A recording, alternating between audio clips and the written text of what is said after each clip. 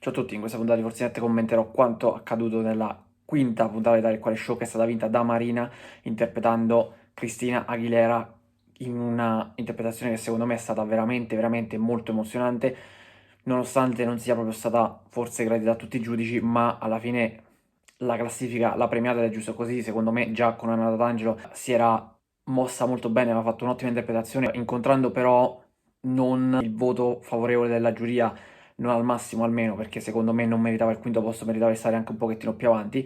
Qui invece si è riscattata alla grande. Credo che anche Marina stia facendo un percorso di crescita come altri concorrenti all'interno del programma. Per me l'interpretazione è stata molto molto buona e secondo me la vittoria è stata più che giusta, dato che ha eseguito un brano molto particolare. Io non sapevo prima della puntata chiaramente quale brano avrebbe eseguito.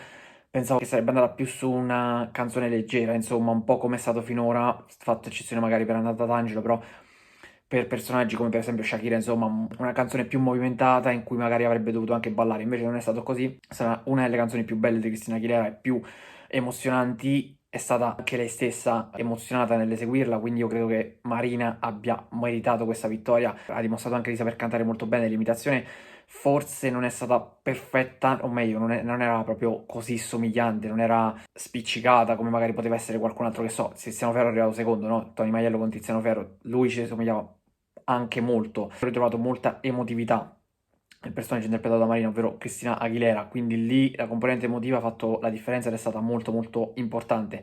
Però a livello di somiglianza e anche di voce, forse il Tiziano Ferro di Tony Maiello era più simile e quindi credo che anche Tony Maiello avrebbe meritato, diciamo che la vittoria se la giocavano loro due e se avesse vinto uno o l'altro non sarebbe stato sbagliato, ecco. Quindi mi sento di dire vittoria meritata per Marina, ma anche Tony Maiello comunque, qualora avesse vinto, non avrebbe di certo rubato nulla, nonostante ci siano stati 5 punti di scarto. Alla fine, diciamo, facendo un po' di conti, sembrava che se la potessero giocare quasi sul filo di lana, invece 5 punti comunque sono uno scarto non eccessivo e neanche minimo. Come dicevo, il secondo posto di Tony Maiello innanzitutto lo riporta sul podio, poi lo riporta nelle zone alte della classifica anche per quanto riguarda la classifica generale, quindi questo è un secondo posto molto importante, anche alla luce dei risultati dei suoi avversari principali per la vittoria finale, che comunque hanno fatto anche abbastanza bene, dato che al terzo posto è arrivata Antonella Fiordelisi, che continua la sua scalata e la sua crescita, questa volta interpretando Carol G addirittura, e al terzo posto insieme a lei è arrivata Pamela Petrarolo, che invece è prima in classifica generale. Concentriamoci prima su Antonella Fiordelisi, che raggiunge per la prima volta il podio in questa edizione di Tale Quale Show. È un percorso in crescendo. Ho sentito molte critiche, come sempre, rivolte a lei, ma rivolte un po' a tutti, anche a chi commenta, soprattutto a Alessia Marcuzzi, che è accusata di essere di parte. Sicuramente è la giudice che la difende più a spada tratta, però c'è anche da dire che ognuno dice quello che pensa e se lei pensa in quel modo c'è poco da criticare. Per esempio anche io ho visto una crescita comunque da parte sua e soprattutto non mi aspettavo che riuscisse a destreggiarsi così bene.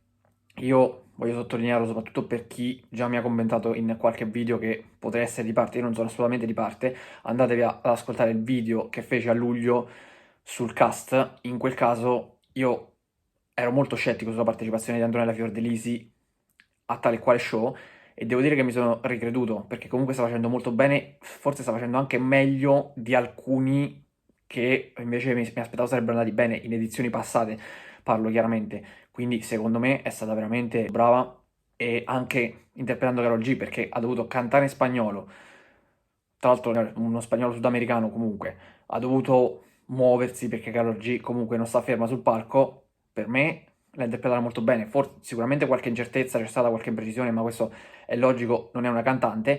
Questo non è una giustificazione perché ci sono anche altri personaggi, insomma altre persone che non sono cantanti lì all'interno di quel programma, però per non essere una cantante secondo me Antonella Fiordelisi ha fatto una performance veramente veramente buona e il terzo posto ci sta tutto assolutamente, soprattutto alla luce di una Pamela Petrarolo che forse ha pagato un po' l'emozione interpretando Mia Martini. Infatti se vi ricorderete, per chi ha ascoltato il video precedente, io dissi che qualora Pamela Petrarolo avesse interpretato nel miglior modo possibile Mia Martini, se avesse fatto benissimo Mia Martini, avrebbe puntato alla vittoria. Le incertezze finali sicuramente l'hanno un po' penalizzata ed è arrivata comunque sul podio, è comunque arrivata terza. Quindi pensate se avesse portato a termine l'esibizione in maniera perfetta o quasi, lì veramente avrebbe conquistato la vittoria e comunque grazie a questo terzo posto, nonostante perda una decina di punti da Tony Maiello, resta in vetta in classifica generale. Quindi Pamela Petrarolo è la rivelazione, ma Antonella Fiordilisi anche per me sta crescendo e sta facendo bene. Poi vedremo nel corso del tempo cosa riuscirà a fare nelle ultime 2 puntate, perché ormai siamo agli sgoccioli. Poi c'è quarto posto, che sarebbe quinto visto che c'è un pari merito al terzo, Samuele Cavallo con Robbie Williams. Secondo me anche qui grande esibizione, sono loro i migliori dell'edizione, ovvero Pamela Petrarolo, Tony Maiello e Samuele Cavallo, che si giocheranno la vittoria fino alla fine. Anche qui l'esibizione mi è piaciuta molto, la voce somigliava relativamente, quindi c'è da dirlo questo, chiaro, per forza di cose, non era proprio perfetta a livello di somiglianza, però ha cantato molto bene e l'esibizione mi è piaciuta un sacco. Scendendo ancora abbiamo invece Donatella con Lorella Cuccarini e Eder Parisi, che secondo me comunque hanno fatto una buona esibizione, ma niente di che. Soprattutto Silvia si dimostra migliore di Giulia, perché non riesce proprio a... Giulia non la vedo centrata sui personaggi, li fa un po' più caricaturali, un po' più macchiette, e questo a me non è che piaccia più di tanto, ma non dico che lo faccia apposta, semplicemente le riescono in quella maniera, per questo dico che non è proprio il massimo del risultato. Poi abbiamo invece Flavio Insinna e Gabriele Cirilli che hanno interpretato Edoardo Bennato e Piero Pelù. Anche loro, secondo me, un'esibizione che non è stata così eccezionale, onestamente. Dopo un grande exploit iniziale, come immaginavo, stanno scendendo, anzi sono durati anche un po' troppo nei vertici, però comunque meglio di quello che mi aspettassi alla vigilia, perché io pensavo potessero ripercorrere un po' le orme di Cirilli e Paolo Antoni. Invece Cirilli e Insinna sicuramente stanno dando molto più filo da torcere in termini di classifica e di competizione. Abbiamo poi Beppe Quintale che ha interpretato Giovanotti, che appunto non è stato proprio all'altezza, è stato completamente diverso, ma era un personaggio difficilissimo per lui, e immaginavo che dopo la vittoria della scorsa puntata con Tony Hadley sarebbe sceso in classifica in maniera molto importante e vertiginosa, così come è successo a Gianni Ippoliti, che è arrivato penultimo interpretando Tony F, ma questo era abbastanza scontato, era complicatissimo per lui, un personaggio che è fuori dalla sua generazione e che comunque non conosce poi la parte rappata, è molto molto complicato per lui, assegnarlo a lui era veramente difficilissimo. E poi ovviamente ultimo posto per l'immancabile Carmen Di Pietro con Orietta Berti. Per quanto riguarda invece la classifica generale abbiamo, come già detto, Pamela Petrarolo in testa con 272 punti, Tony Maiello 265 e Samuele Cavallo 255, quindi loro tre nell'arco di una ventina di punti si giocheranno la vittoria nelle ultime 2 puntate di Tale e Quale Show.